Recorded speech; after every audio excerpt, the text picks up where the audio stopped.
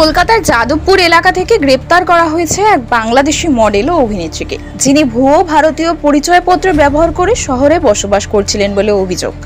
ধৃতের নাম শান্ত পাল, বয়স 28, বাড়ি বাংলাদেশের বরিশালে।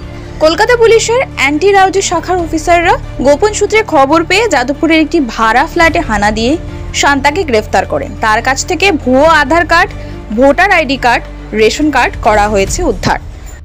পুলিশ সূত্রে জানা গেছে, ধৃত শান্তা ভারতে বৈধ ভিসা ছাড়াই বসবাস করছিলেন।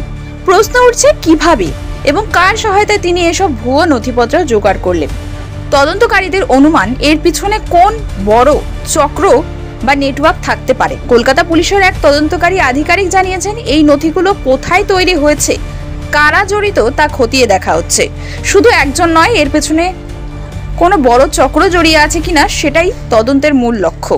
এই ঘটনা ঘুরে ফের একবার ভুয়ো পরিচয়পত্র তৈরির চক্র নিয়ে প্রশ্ন উঠছে। শহরের বিদেশিদের অনুপ্রবেশ ও নথিপত্র জালিয়াতি নিয়ে কড়া নজরদারি শুরু করেছে পুলিশ।